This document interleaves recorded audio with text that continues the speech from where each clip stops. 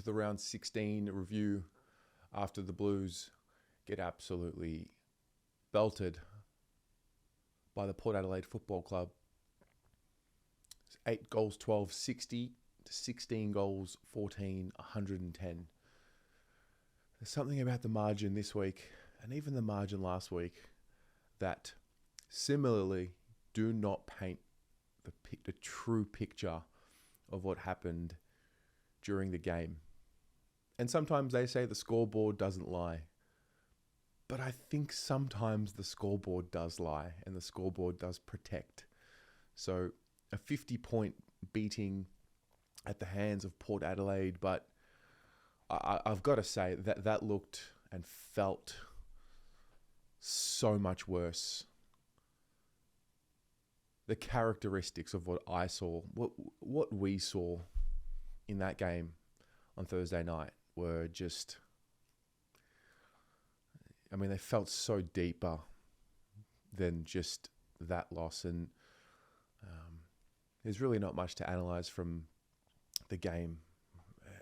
And I find myself being drawn immediately to the broader discussion around this once mighty Carlton Football Club. And yeah, there was a really sad whirlwind of an experience the way I watched the game last night. I was at home. I watched it on TV, and from the first dump kick by senior player out of D50 into the hands of Kane Farrell, you just kind of knew, like, okay, this isn't going to be it. It's going to get worse. I was never really confident about last night. And how could you be? Main reason was because, 5 days ago from the game, we saw that soullessness, and it was really difficult to see how that was going to be fixed in 5 days' time away. Third game in 11 days as well, and it all just compounded and kind of brought me back to when Judd did his knee in 2015, and I knew that era was over. I knew it deep within, but sometimes it takes a certain thing to happen, and you're like, oh wow, the final against the Eagles back then was the peak of it all. Or the final against Richmond was the peak of that group. And I had a very similar feeling last night watching that game, just watching how it all unfolded. I saw fear in some of these players' eyes. Just the appetite for the contest was completely not there. I saw them get bullied again. They had little spot fires with Port Adelaide, which I don't know what that was. I don't know what meaning that has, to see them show some sort of a fight there physically, but then on the field, just nothing. And I almost took solace in, Zach Butters like looking at some of these Carlton players saying, "You are fucking shit." And I don't think that was, it was a message to the players, but it was really just a message to the club. And look at where we are, mate. End of round 16, look at where the Carlton Football Club is at. Look at how quickly the season, when you really think about it, look at how quickly the season has dissipated into the ashes. Like it looks and feels like a dead entity at the moment. It is so sad to see.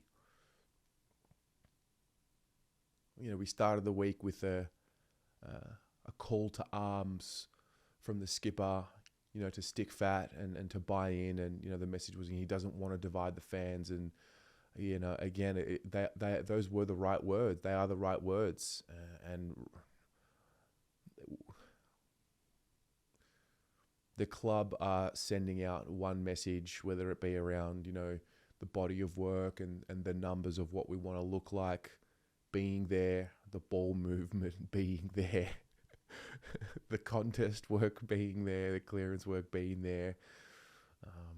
So we'll hear that from club, and coach and head of football and the like. And then it's like the supporters look at, it's like we're watching something completely different. And I just struggle to really come to terms with the fact that, wow, this group they're cooked out there. There's 8 games to go. Like I have empathy for them too, you know. There's a bit of space for everything. There's the sadness of it all. There's the anger of it all. There's the, you know, I'm a long-suffering supporter, and, you know, we've been struggling for so long, and, you know, all we want is some success, and, you know, the expectation and all of it. And I see it on these players. I saw fear in those players a little bit last night, like just helplessness. You know, I mean, they take responsibility as well. These are professionals, so they are responsible for a part of this story. But, you know, they're also human. You know, Vossi's also human. You know, these people have families, and like, how do you find that right middle ground of knowing change has to come and you've got to demand it while also keeping your humanity? And I instantly feel that is the task at hand right now.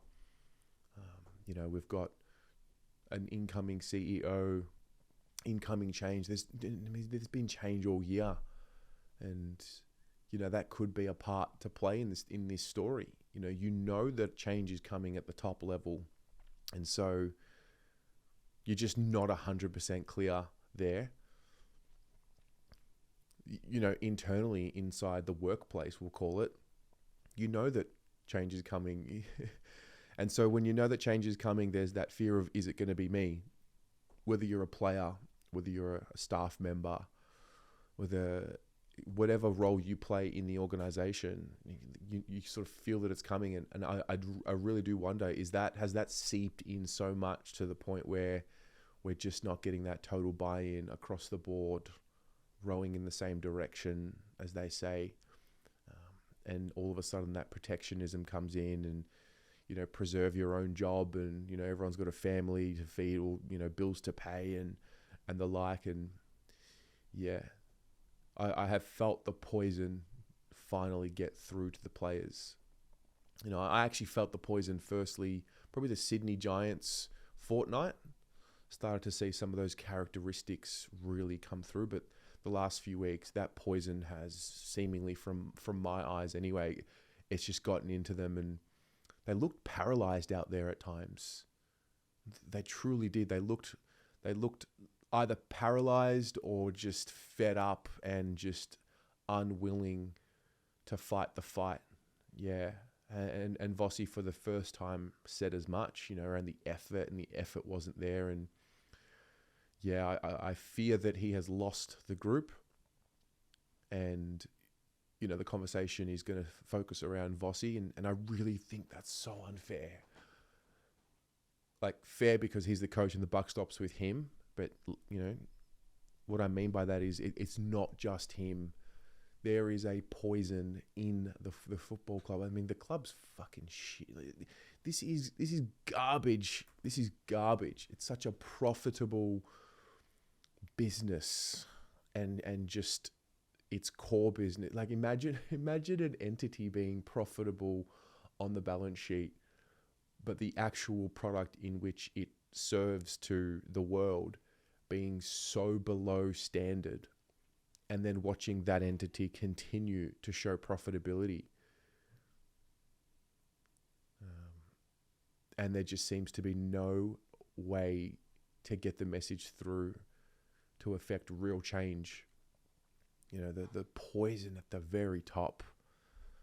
It reared its ugly head in January, and I think subconsciously I kind of felt there was a darkness to come. But it's sport, and it's footy, and this is the best game in the world. And, you know, this was the best club in the world. You know, like, us supporters, we hold on to this grand feeling that we get, this nostalgic feeling that we get, this sense of belonging that we get by being a part of and supporting the Carlton Football Club, and everything operationally that happens at that very top, from the top to the bottom, it just reeks of a complete and utter disgrace. So I don't know. I don't know. I don't know what's going on. I have a real inkling as to what's going on. And pretty quickly, we're in this point where, okay, well, at least everyone's on the same page now in the supporter base. Like, we know it's all fucked. But with that, you know, you're always reminded that things move. And once we get to this point where we know it's broken, you know, we've got to move into this time of fixing it and rising. I think I spoke about this. Well, I think I've referred to it over the last year or so. Like my deepest fear is that prelim was the peak of the group, and that is the deepest fear. Like, hello, we've arrived, unequivocally.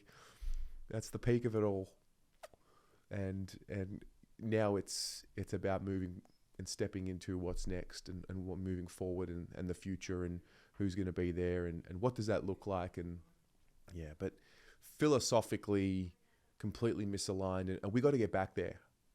Like we have to get back there. We've got a lot of strong personalities that make up the Carlton Football Club, and we always have. We do not lack the character and the personalities that can, hopefully help this place move forward. But ultimately, we've got to find a way to get together, and we've got to find a way to be part of the solution moving forward. And yeah, we've got to look within. It's pretty clear. So what's that going to look like over the next few months? Well, I'll tell you what my next fear is. So it's this perpetual cycle, the Graham Wright conversation, like the CEO, the football man, the man that knows all of the things to do, and he's had success everywhere, and he has spent this season, and he will spend the rest of the season, I assume, gathering all the information he needs to get, and then he's going to put recommendations to the board, and the board are either going to accept them and move forward with them, or they're not. But when you really think about the poison that is in the Carlton Football Club, what if he says, listen, you guys at the top, it's a bit poisonous up here. You guys aren't doing your job and you need to go. Like I just don't see that accountability from the Carlton Football Club leadership, where individuals step aside from their own positions, which they gain so much from for themselves, for their personal brand, for their careers. I just struggle to see how these egos are going to be able to put themselves to the side for the greater good of the football club. And that's the problem. Like, what's good for Carlton? What is in the best interest of the Carlton Football Club? And so long as those big, key, selfless decisions aren't made for individuals by individuals to have themselves step aside, until we start seeing more of that, I think we'll just go into this cycle again. So it's a really, it's a warped, twisted challenge ahead of us, and I don't know. I'm up for it. I'm up for it. I don't know. I genuinely live for this club. Like I always felt as a kid growing up and even going through school, there was just something about it. There was just something about the club. That's all I ever wanted to talk about. It's all I ever cared about. I think if you knew me from primary school to high school, all the way through, and you lose touch with people that you go to high school with, it was the constant. It was all about Carlton.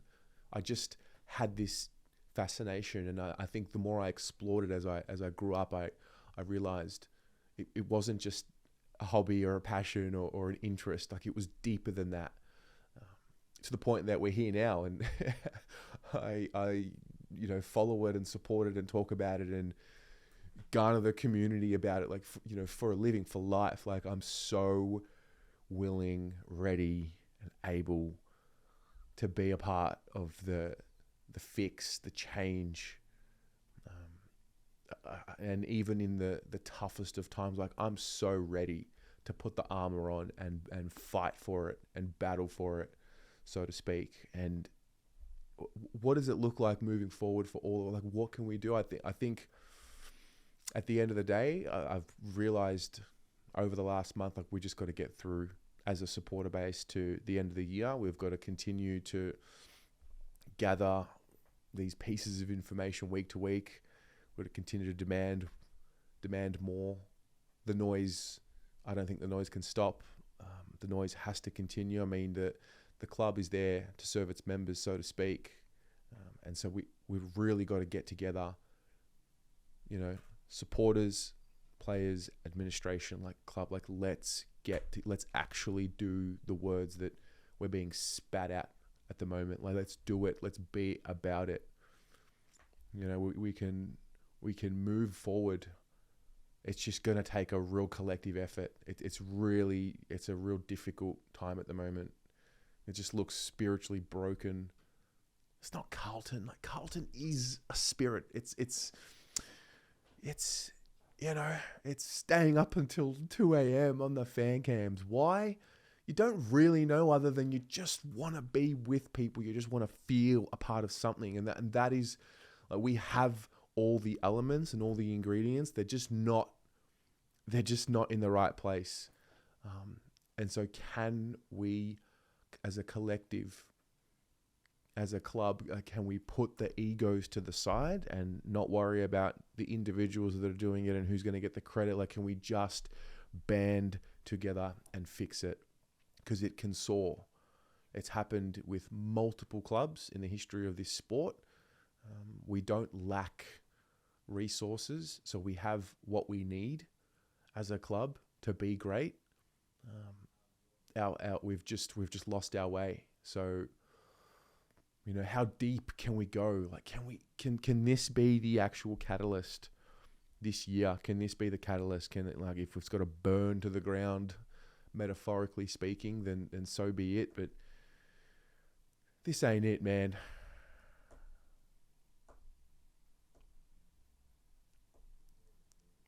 This ain't it. What I know I'll do is I'll just continue to provide that platform for the fans. At least the fans have a voice now, and it's heard, unquestionably. We don't live in a world anymore where the fans didn't have, the fans could always have their voices heard, but, like, it's amplified now. The world's so different. The distribution of the narrative now has been bestowed upon really everyone. There's always a way to get a message across. So, and with that comes responsibility, because that is a great power. So that needs to be taken into account as well. So that's what I'll do. That's my focus for the next couple of months and well, forever, is to provide that space for our supporters. The soul of the club. It's the people. It's the supporters. So,